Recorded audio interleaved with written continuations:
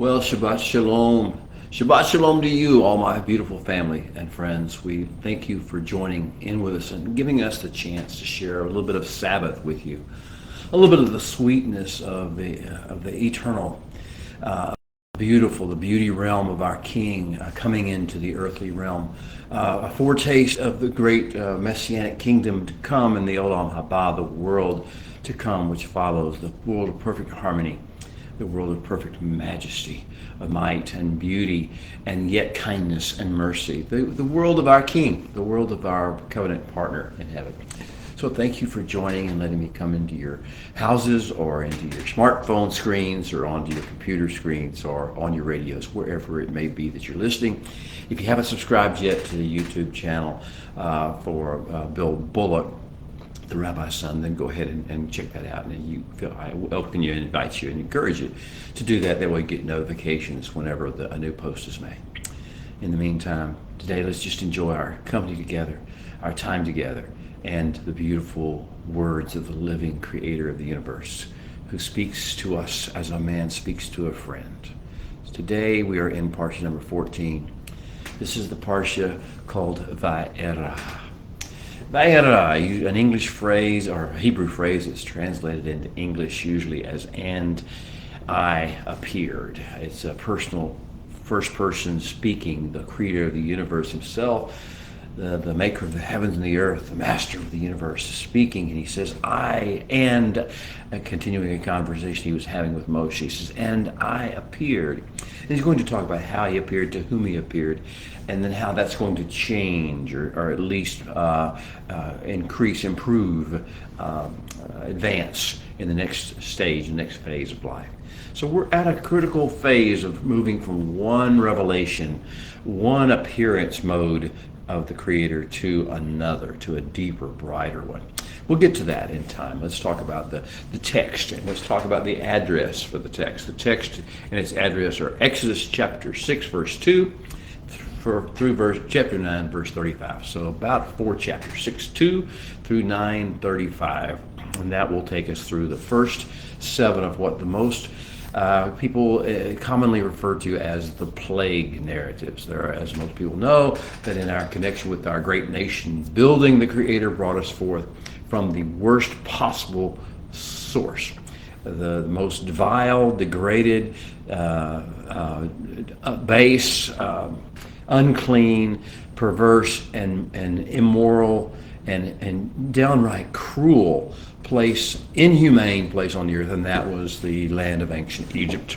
It's lauded for its civilization, but underneath that thin veneer or facade of civilization on ancient Egypt was a deep, deep, deep darkness, an occult mysticism, a sense of oppression and cruelty and hatred and ethnocentric bias that led to persecution, oppression, and violent murders. And therefore we have this bloodshed everywhere. We have it's back to the before the flood. Every thought and inclination of man's heart was always raw, always evil, always self-obsessed and self-promoting at all times. That was the way it was in ancient Egypt. We came out of that. We were called as a nation. We are all in the world called to come out of whatever bad situations, whatever gross unfairness, iniquities of the world systems that there are, to come forth out of them and be a new, great nation, a nation that serves the kingdom of heaven, a nation that models what life can be, life lived the way it was designed to be lived by the Creator upon the earth.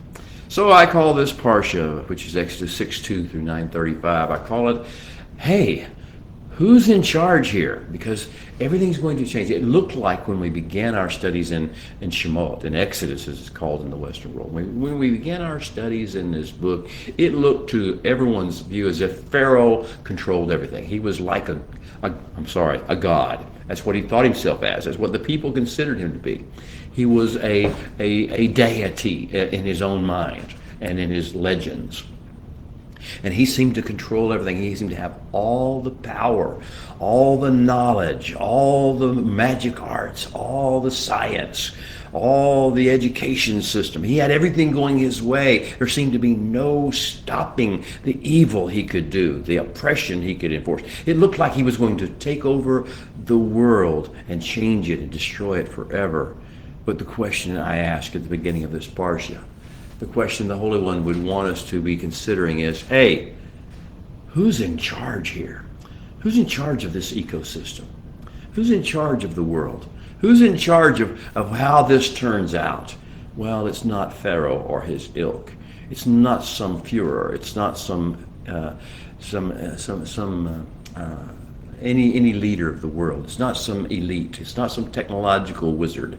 It's not some scientific guy in a lab coat. It's not those.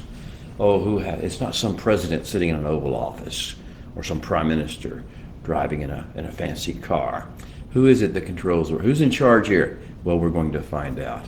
The earth belongs to the Holy One. And they testify. It testifies of its greatness. Hey, who's in charge here? Keep that in mind as we go through this entire narrative and through your life. Who is in charge? Who is in control? Who has the last say as to what happens? The civilized world is about to get its first taste in our parsha, in our text, 6:2 through 9:35 of Shemot. The world is going to get its first taste of divine intervention through signs and wonders. He gives us free will. He gave from the garden. He designed for man to have free will, but there are limits to that free will. Free will and free thought and free speech and free action is limited by the impact it has upon other people who have the same right. If you think you have the freedom that allows you to hurt and oppress and wound other people, then you were about to find out that there is a limit upon free will. There's a limit on free speech. There's a limit on free action. And that is when you begin to adversely affect someone else's right to free speech, free action, free thought.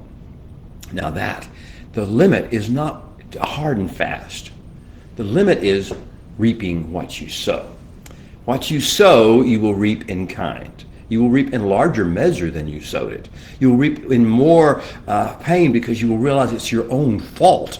It's your own blame. It's your own guilt that you are receiving back upon you. But this law of sowing and reaping is put in place to put limits upon the free will exercise that adversely affects other people.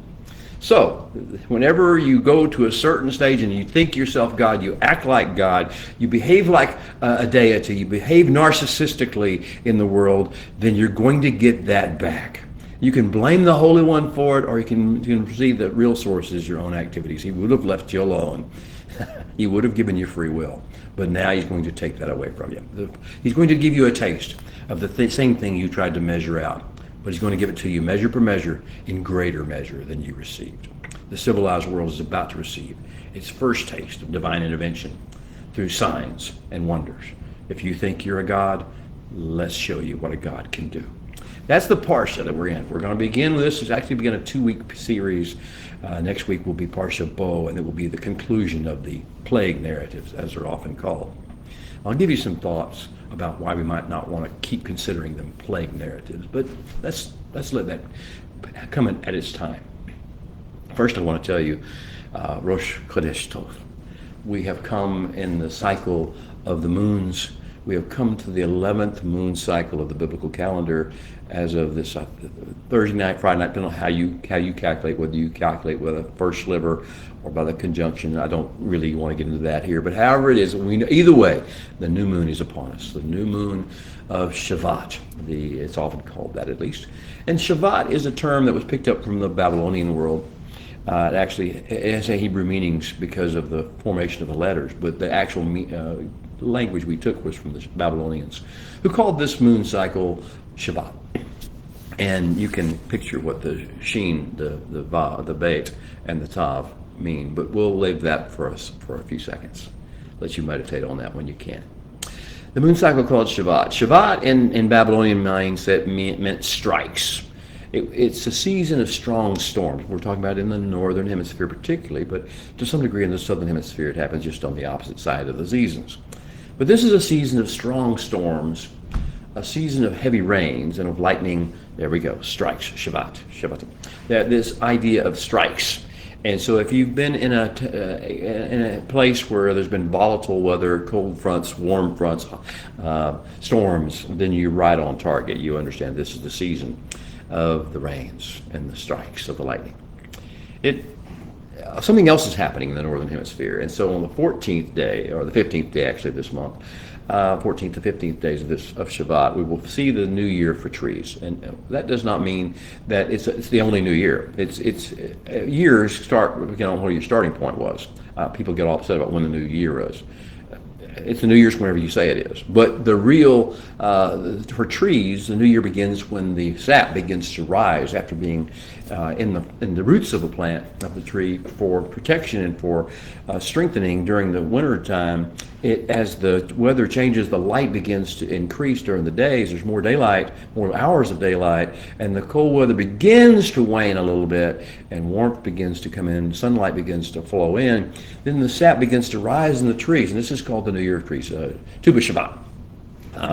And the idea for the Hebrews recognize that this is a new season of growth and fruitfulness. It will take a while to manifest, but so it is with all of us. Our life force has been sort of dormant during the winter, cold winter with the darkness and the seasons that we've been in the Gregorian calendar, the months of December and here into January. You see what the coldness of the winter does to you. But there's a change coming. But there's life coming forth. There is new hope. There is new life.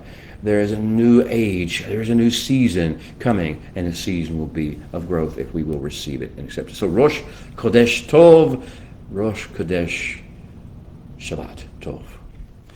But that's not really why we're here. We're back to our Torah study. Back to the source, the wellspring of life. Now, as you recall, last week, in response to the initial report of Moshe and Aaron, that the Holy One, the God of the Hebrews, was saying to Pharaoh and to the Egyptians who were oppressing the Hebrew people, Shalach et ami. This was the words. These were the phrase. They were to say, Shalach et ami. Send my people forth. It's often translated in English passively as let my people go. And in response to this first initial report that that's what the God of the Hebrews was saying, this arrogant, proud Pharaoh looks at him and shakes his head, as it were, and says, Mi Adonai Asher Eshma Becholu. Who is Adonai? Who is Yod-Heh-Vav-Heh? Who is this God of the Hebrews that I should Shema, listen to, pay attention to, resonate with, respond to, react to his voice? Who is he that I should do that? It wasn't a real question. He wasn't really curious. He was being sarcastic. He was being arrogant.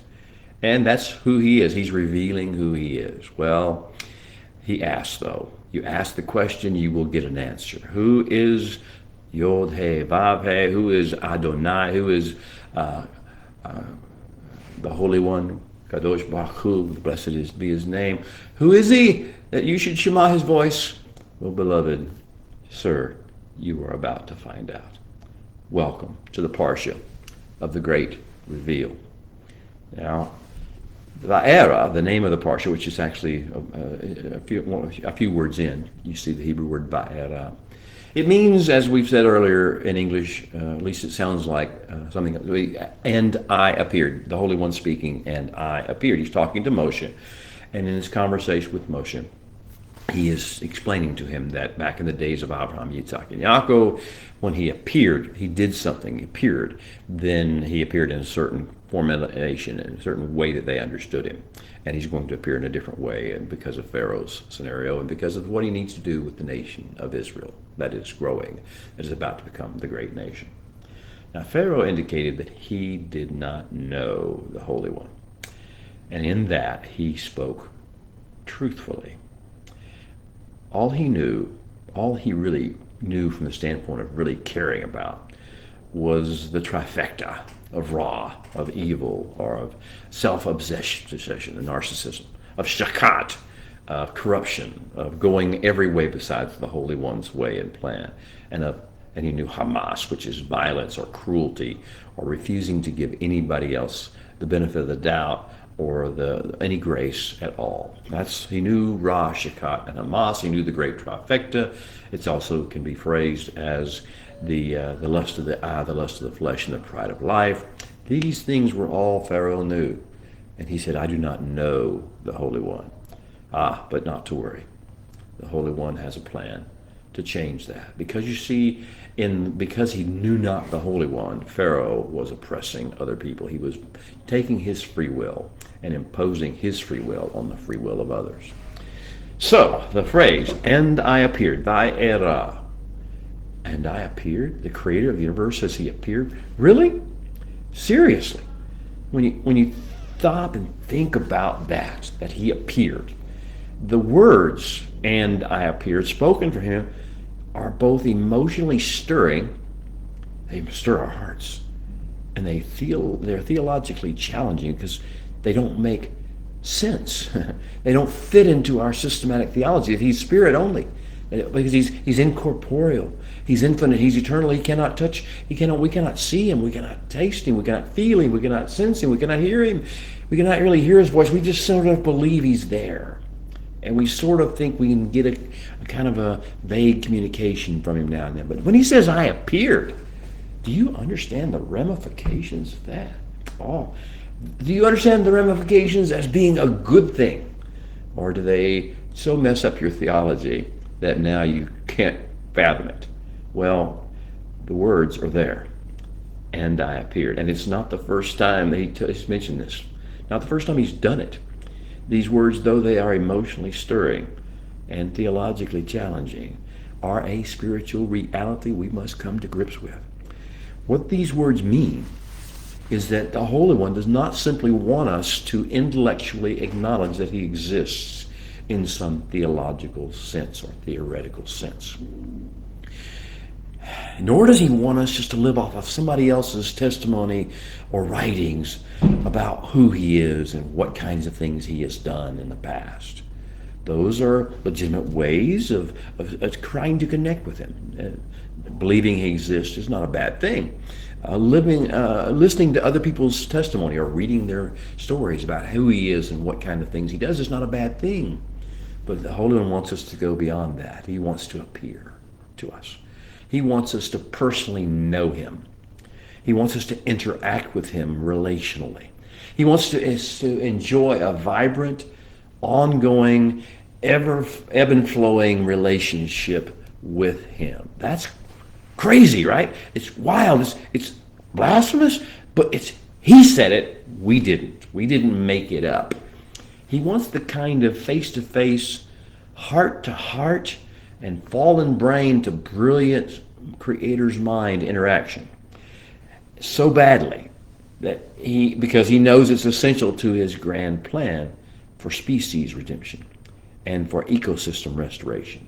He wants this kind of face-to-face, heart-to-heart, fallen brain to brilliant mind interaction so badly that he will actually step out of his eternity mode into time. He will step out of infinity into geographical space. He will step out of the realm of invisibility into human fields of vision. And he will visit us. Remember what Joseph prophesied at the end of the book of Bereshit, or Genesis as it's known to the Western world? He said, he will surely visit you. Yes, this is that visitation. He won't do this to visit with human beings from time to time, just to keep the lines of communication and fellowship between him and between humanity open and flowing. Are the lines of communication flowing? Has he appeared to you? What do you see? What have you seen? What are you just relying upon testimony? What are you just hoping and believing? And what have you actually seen? May he appear to you this week. But he's promised he is going to appear. He has come with a visitation, so buckle up. It's time for the great adventure. Are you ready for a great adventure? Well, get ready, because it's coming your way. This is the era of great nation building, and it is a great adventure. And during this era, the Holy One is going to appear. And as he appears, he's going to reveal himself, his character, his attributes, his essence, so powerfully that the men of all nations and tongues and tribes will never be able to claim they don't know him ever again. Not like Pharaoh did. Pharaoh said, I don't know. Who is he? I don't know who that is. Well, they're never going to be able to do that again because of the great revealing, the great appearing, the great adventure. The Holy One is going to do something. He's going to actually do a series of things and say a series of things that will cause both humankind in general and the seed of Abraham in particular to begin to see him, to know him in a whole new light, through a whole new lens, according to a whole new paradigm. And warning, once you see him through this lens, in this light, through this paradigm, you can never unsee it again. The good news is it's glorious, it's healing, it's redemptive, it's restorative, it's all we can hope for and more. There's a lot going on, though, in these appearances. A lot more going on in these stories than meets the eye. There are levels at which we're interacting, and he's interacting. He doesn't just interact haphazardly or on an ad hoc basis like we do. We step into a room, we wave, we say hello, we walk by a seat on the street, we just appear haphazardly in the middle of our business. But he has other things. He's an ecosystem manager. Everything he does has ramifications. So when he breaks through the affinity barrier and he steps into the material world, don't get theological on me now. I'm writing what he said. We're talking about what he said, not what that was written in a theology book somewhere. When he steps into your world and in the physical way, it sends shockwaves throughout everything. So he must do so strategically. He must do so in measure without doing damage when he's trying to do good. So we must keep in mind every time we see his interaction, intervention, or appearance that he is acting pursuant to a greater plan. It's not just about this appearance. It's about how everything he's doing fits into the grand plan. The plan for the redemption of mankind as a species, bloodline by bloodline, household by household, and person by person, as many as will respond. And for the restoration of all creation, hillside by hillside, valley by valley, ocean by ocean, continent by continent, village by village, to its original intended state of beauty and fruitfulness and shalom. All this grand plan colors everything. All his appearances fit into this grand scheme of this grand plan. So the first thing is every appearance must fit into the grand plan. The second thing is every appearance he makes has relationship dynamics flowing out of it. And we're going to look at that in regard to the context of these appearances he's going to make and these manifestations he's going to make in the Parsha of Va'era, and then continuing on into the Parshas that follow, particularly Bo, Beshalach, and then into Yitro and beyond. In these interactions, and these interventions, and these appearances, and these visitations of the Holy One, he keeps involved, he watches over all the relationship dynamics that are affected by those. In regard to the things he's going to do in Parsha Va'era and also in Bo, he has to keep in mind the working of his relationship with Pharaoh and the Egyptians. But he doesn't have to just think about that. This is not just a contest of wills between the Holy One and Pharaoh. That would be over quickly, because there's dynamics here involved that involve all the nations and all the ages and all the generations. So he's very, very specific and very precise and very deliberate in what he does and very measured in what he does in his activities with Pharaoh.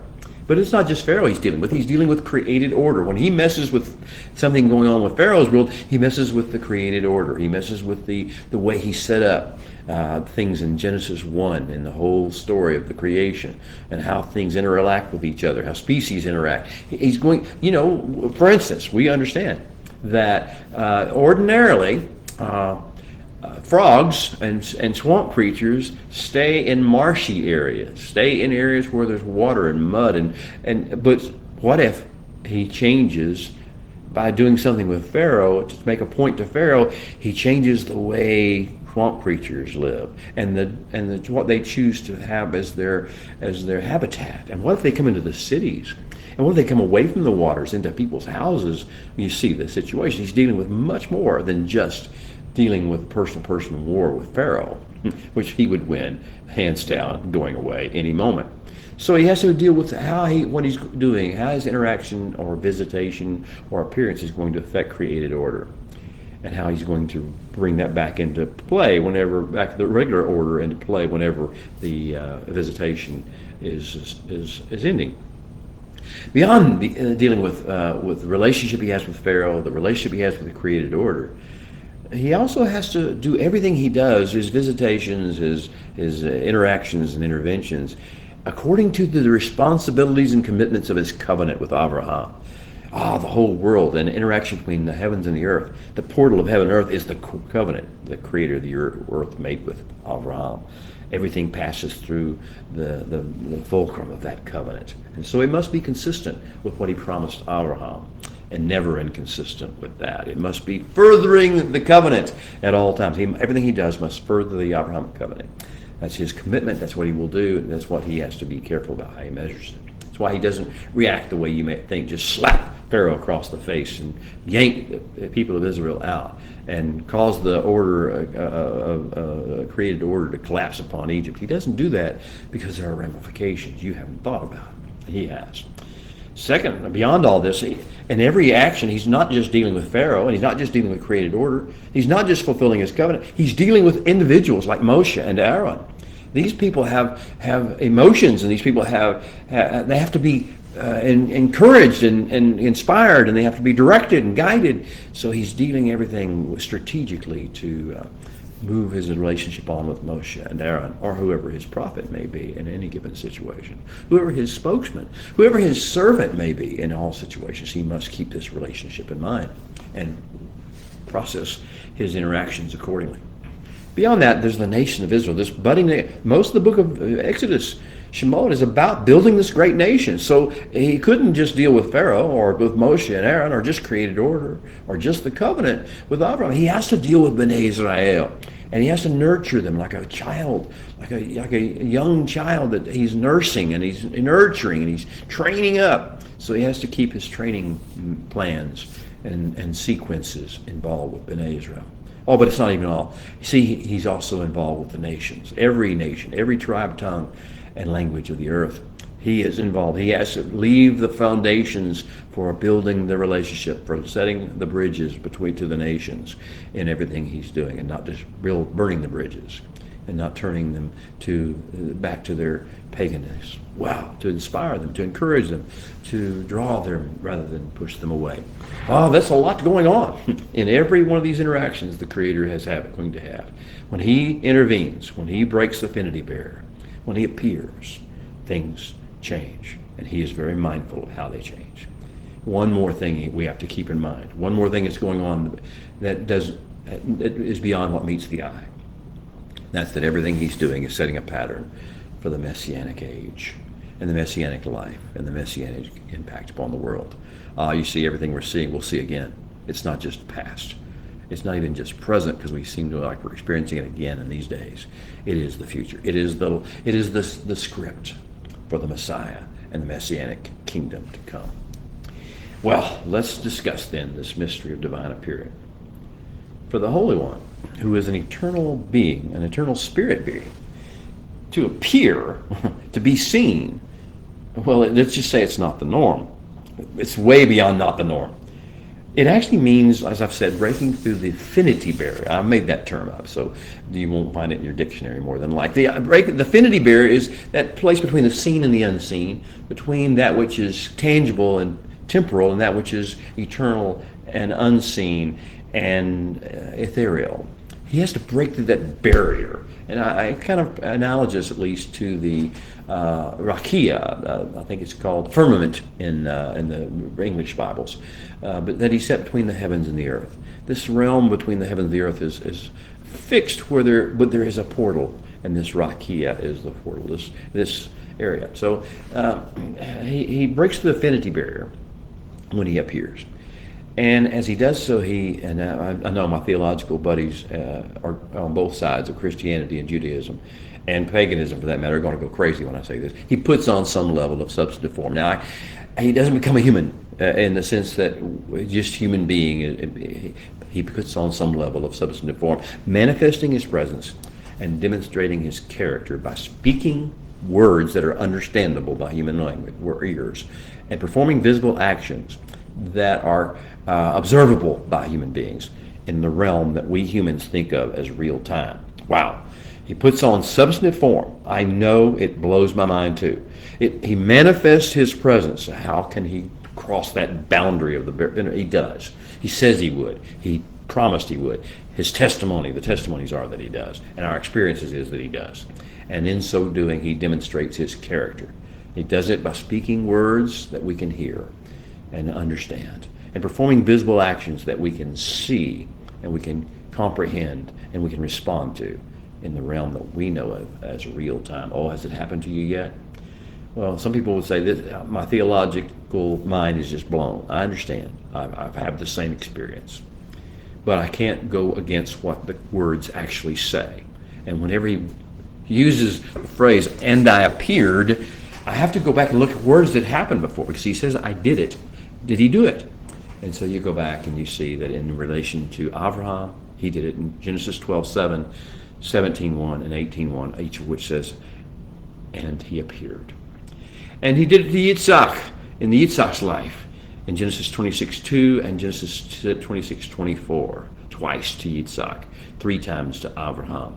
And he also did it to Yaakov. He did it in Genesis 28 with regard to the dream vision, but after the dream vision, that's when he spoke to him, and Yaakov saw him high above the ladder that he'd seen in his dream.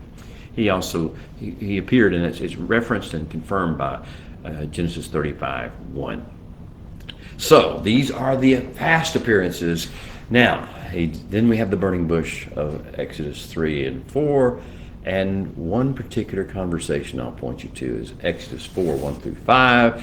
Whenever the Holy One tells Moshe what he wants to do, what he's going to do, it blows Moshe's theological mind, his theoretical mind, his Egyptian mind, his Hebrew mind. It blows every aspect of who he is. So Moshe complains, and he says, but what? But. And he says, but suppose... They will not believe me, being talking to the elders or the children of Israel or the people of Egypt. They will not believe me. Perhaps, suppose they will not believe me or listen to my voice. Suppose they say, the Holy One has not appeared to you. Oh, so he appeared to Avraham. He appeared to Yitzhak. He appeared to Yaakov. Now he's appeared to Moshe. But Moshe says, how do I prove it? How do I make them understand? The Holy One has not appeared to you. What if they say he has not appeared to you? And you remember the Holy One's response in chapter 4 of Exodus. He said, what is that in your hand? And he had Moshe acknowledge that he had this rod, shepherd's rod in his hand. He said, throw down the rod. You know the story. It turned into a serpent. He said, Moshe ran away, and he said, go back, grab it by the tail, which is not a good way to grab a serpent. And he grabbed it by the tail, and as he did so, it turned back into a shepherd's rod. And this, Moshe had now saw this. It was a visible sign. As well as the words he heard, there was a visible sign that had changed him. He could never unsee what he just saw. That's why he did what he did. And then the Holy One explained to Moshe, after he showed him the sign, that this was given in order, and he says, here are his words, in order that they may believe that the Holy One, the God of their fathers, the God of Abraham, the God of Yitzhak, and the God of Yaakov has appeared to you. Oh, if this appearance does boggle the mind, but it is a spiritual reality we must face. So take note of the pattern that we see in this encounter between Moshe and the Holy One. First, one must see. There has to be something that you see. And then you must take it in the hand, biyad, in Hebrew, biyad. Take it in hand. To embrace it. Make it internalized. Grab it as part of yourself. Make it part of yourself, like Moshe did with that rod. He touched it biyad with his hand. And as he did so, it changed. And he changed by virtue of what he saw and what happened. And only through seeing and then taking biyad, internalizing and embracing, can one trust and testify and model with confidence and effect what one has seen. If you try to do it from the basis of what you believe, you'll make a mess of it. If you try to help the world by virtue of what you've read in books or heard other people preach or say, you're going to make a mess of it. Only if you've seen it yourself and touched it with your hand yourself. abiyad, and embraced it and internalized it, will you be able to trustfully testify and model what you've seen? So what kind of things did Moshe see thereafter? What would he participate in? Well, no one had seen anything like it. As we said, created order was not set up for this. Created order as we knew it from Genesis 1 would not allow this. But now rods are morphing into things like serpents and later crocodiles. And in Pharaoh's courts, it's going to be a crocodile. The rod will be thrown down and turned into a crocodile. Tanin, here it's a Nakash. But sticks don't turn into serpents. And they don't turn into crocodiles unless there's a visitation, unless something has warped the affinity barrier. Oh, that's not all. Then water everywhere is going to start to mutate. Water has a certain chemical substance, a chemical signature, but it's going to mutate and turn into blood. That doesn't happen unless there's an affinity barrier breach. It's going to start, this morphing from water to blood will start in the alluvial channel of the Nile, but then it's going to spread, and this more mutation will eventually pollute every stock tank and every pond and every pool and every water jug, even in the nation of Egypt. The people there are going to have to dig down to the aquifer with their bare hands just to find enough water to drink to stay alive, but they will. And then, that's not all, then the dust, the specks of dust throughout Egypt, wherever they may be, morphed again into lice. That doesn't happen. Dust doesn't turn into living creatures, but it does when there is a visitation, appearing by the Holy One. So the dust is going to turn and morph into lice, and those disgusting little parasites will start latching on to human host and sucking human blood. Me, who is doing this? Hey, who's in charge here? And what is his end game? Well, as I started this discussion, I told you that Pharaoh had said, who is the Holy One? I don't know the Holy One that I should listen to his voice. Well, the theme of Parsha Va'era and Parsha Bo will be that you may know. The Egyptians may know. Exodus 7:5 says that the Egyptians will know that I am the Holy One when I stretch out my hand on Egypt and bring out Bnei Israel from among them. So this is about Egypt's knowing. And Exodus 8:22 talks about the theme as well. And I will set apart the land of Goshen in which my people dwell, so that no swarms will be there, no flies, no wild animals, no predators will be, in order that you may know, now it's not just about Egypt knowing, it's about Bnei Israel knowing, that you may know that I am the Holy One in the midst of the land, physically in the tangible areas. And then there's Exodus 9:29 on the same theme. 3 times this theme is referred to, once having to do with the knowing of the Egypt, then the knowing of Bnei Israel, and then it is in Exodus 9:29, the Holy One go through Moshe and says, I will spread out my hands to the Holy One, Moshe says, and the thunder will cease, and there will be no more hail, that you, Egypt, you, Pharaoh, that you, courts and courtiers and magicians and viziers and advisors of Pharaoh, and you citizens of Egypt will know that the earth is the Holy One's. It is not yours to play with. It is not yours to do your will concerning. The earth is the Holy One's tangible form. Well, there's a saying that's found from the Talmud, actually, and I don't always recommend the Talmud. I don't consider it to be authoritative from the standpoint of the Torah. It's just a commentary in my mind, and I understand I may have disagreements from other people out there. And there is a famous portion of the Talmud. It's in Talmud Tractate Brachot, and 28b is the citation if you know it. It's when Rabbi Yochanan ben Zakkai and his main disciple, Rabbi Eliezer, both of them reached the point of death in this one Brachot, this one tractate. And as they were reaching the point of death, or very serious sickness at least, each one addressed their disciples, or usually they were asked questions by their disciples, asking for a blessing or asking for the way to life. And so these rabbis, Yochanan ben Zakkai on the first instance, and Rabbi Eliezer, who is Rabbi ben Zakkai's main disciple in the second instance, will give words of blessing or words of instruction to their disciples. Tractate 28b says that Rabbi Yochanan said, may it be his will, this is what he spoke over his disciples, that may it be his will, including Rabbi Eliezer. May it be his will, the Holy One's will, that the fear of heaven may be upon you like the fear, to the same extent as the fear of the flesh and blood. The fear of heaven like as to the same extent as the fear of flesh and blood. Oh, we fear flesh and blood a lot. We tend not to fear the Holy One near that much. May this fear of heaven be upon you like the fear of the flesh and blood.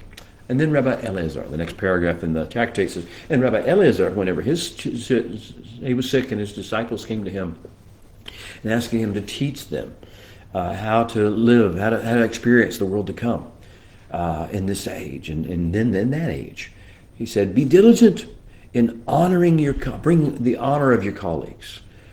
Be diligent in honoring your colleagues. Keep your children from indulging idle wanderings of the mind by setting them at the feet of the learned. And this is the more important, this is the point. And when you pray, when you daven, when you make tefillah, and he said these words, Dalifne mi'atem omimtim. And that's in the plural. In the singular, it's Dalifne mi'ata omed. Know whom before you are standing. Know who it is before whom you know them. This knowing thing is important. Know whom before you stand. And then Rabbi Eliezer concluded, and in these ways you will experience life of and from the world to come. That is the secret. Do you know the Holy One? I don't know if you know the stories. I don't know if you know the Bible. I don't want to know if you know what other preachers have said about him or what theological doctrines are taught about him. I want you to know, do you know him? Are you in conversation and relationship with him? Are you having visitations? Are you having training sessions with him? Are you following like a rabbi, like a Talmud, a student follows a rabbi? Do you know him? Do you know him? Do you know him?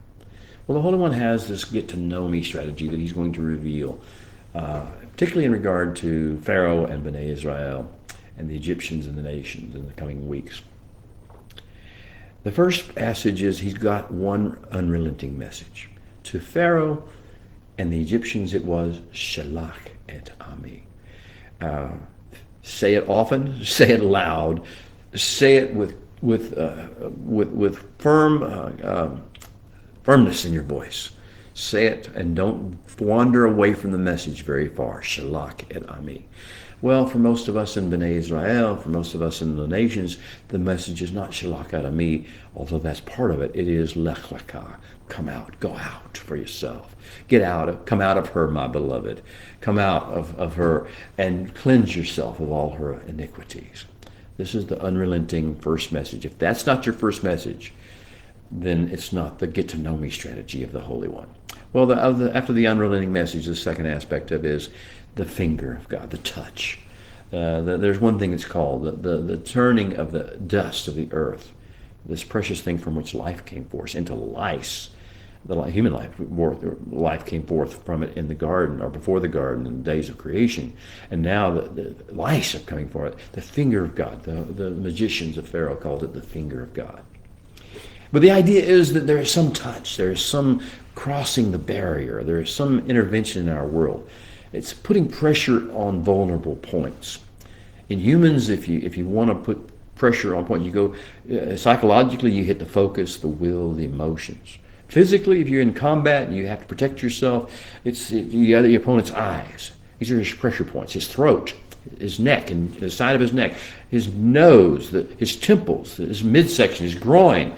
These are the things that you are really vulnerable, and you put pressure on those vulnerable points. That's the finger of man. But if you understand that the Holy One knows man, he knows his frame. He knows the weakness of his frame. He knows his vulnerable points, both of the mind, of the spirit, of the soul, and of the body. Therefore, when the finger of God touches, it just basically does what happened to Yaakov. It dislocated the hip in him, or the yarech, the tender and vulnerable places with him. And so it is with us. The finger of God debilitates us. Okay, so this is the unrelenting message is Shelach et Ami, or Lech Lecha, that something happened and he touches a strategic pressure point. Has he touched something precious in you? There's something vulnerable in you as he began to make it clear that he's not out to kill you because he could. He's out to heal you because he's touched you in a certain way. He touched me, the song says. Well, the third thing about the Holy One's get-to-know-me strategy that never varies is he makes distinctions. His touch and his message bring about distinctions between peoples. It's not debates. It's not arguments. It's not divisions. It's distinctions. There's two phrases used in the narrative. One is pala, which means he kind of separates out. It's kind of like he culls out certain people for a specific purpose. He severs them out for a specific purpose. But then there's the other kind of distinction, which is the pedut distinction. Exodus 8:23 is an example of that. And that's when he marks that culled out, separated, severed portion of people with different markings. And it changes their identity, where there's a distinctness to their identity, there's distinctness to their purpose, a distinctness to the manner of usefulness to the creation and to the ecosystem, uniqueness as to the destiny to which they're called. And this distinction is visible in the eyes of both human beings and the angels and the Holy One. Now that's the third. So unrelenting message, finger of God touching the vulnerable spot, pala distinctions being made. And the fourth aspect of the get-to-know-me strategy of the Holy One is dealing with the heart, the dealings of the Creator of the universe with our heart. And we hear a lot about hard-heartedness. Pharaoh's heart was hardened, or Pharaoh hardened his own heart, or did both. Both happened. The issue is there's two levels of hardness of heart. One is kavod, and that's where one puts too much weight upon his own heart, or begins to think too highly of his own emotions, or his own feelings, or his own beliefs. Kavod kind, or that kind of hard-heartedness. And that's in Exodus 8:15, 8:32, 9:34, 10, 1, 21, and 27, 11, and 10. Those are the kavod, hard-heartedness. And then the other kind is hazak, hard-heartedness. And that's referenced in Exodus 7:13 and 22, 8:19, 9:12, and 35, 10:20, and 27, 11:10, Exodus 14:4, 8, and 17. This is the more prevalent hard-heartedness. The person says, "No, I want to make my heart strong, where I can resist, where I can continue to resist the way of the Holy One." If you hear His voice, if you feel His touch, if you sense His appearing, do not harden your heart. Do not attribute weight to it and value to it does not have. And do not try to strengthen it and bolster it to resist the will of the Holy One. Well, we'll sing our call to worship briefly, and then we'll get ready to have our final words. And I'll say shalom to you. Call to worship is our baraku, and it's the blessing before reading from the Torah. I'll read it or sing it in Hebrew. You can sing with me if you know it. If not, just listen. Baruch et Adonai Hamvorach. Baruch Adonai Hamvorach leolam bayed. Baruch atah Adonai Eloheinu melech haolam asher bakar banu mikol ha'amin v'natan lanu et Torato.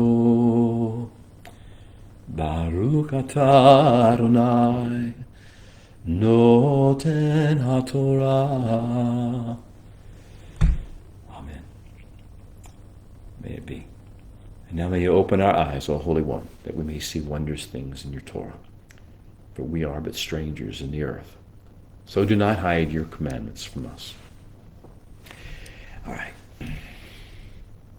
Final words of Parsha Shemot were Ata tire, now you will see. This is the Holy One speaking to Moshe after the initial rejection by Pharaoh. Ata tire, now you will see. I will appear and you will see what I will do to Pharaoh. For with yad chazakah, with a mighty hand, I will cause him to let them go. And with yad chazakah, with a mighty hand, I will cause him to drive them out of his land. I am Yod He Vav He. I am Adonai. I am the Holy One, Baruch Hu, blessed be He. And we are now on notice as we begin this Parsha that the Holy One is going to show us wondrous things.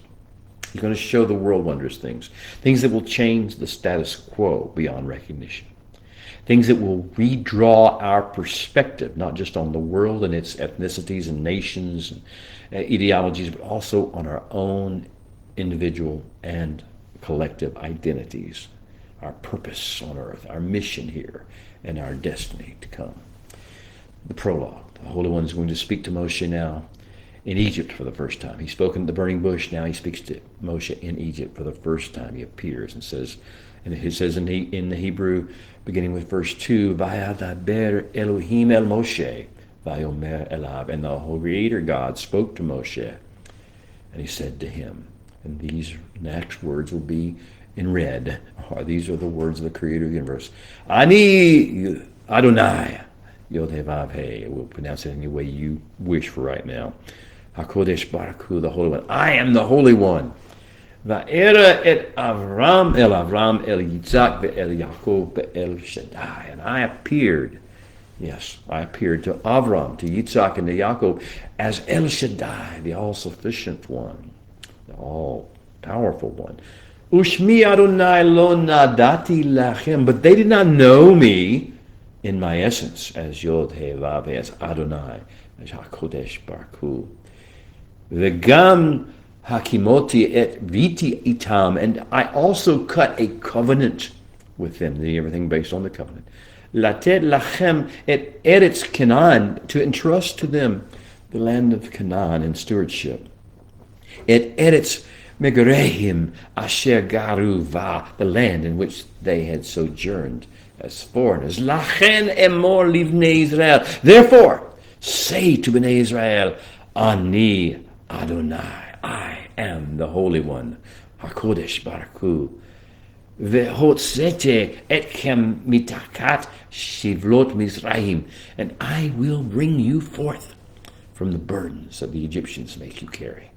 Vehizalti etchem me avodatim, and I will rescue you from their bondage. Vegam ani shemati et na'akat b'nei Israel. I have heard the outcry of the children, the sons of Israel. Asher Mitzrayim ma'avidim otam, whom the Egyptians are forcing into slavery. Va'ezkor et briti, and I have remembered, brought to the forefront of my mind, my covenant commitment. Vega'alti etkem bezroa, and I will redeem you with an outstretched arm. Netuya evishfatim gedolim, and with great judgments. Velakakti etkem li alaam, I will take them for my people. V'hayiti etchem le'elohim, and I will be their God. V'yadatim ki ani Adonai Elohim, and they will know that I am the Holy One, their God.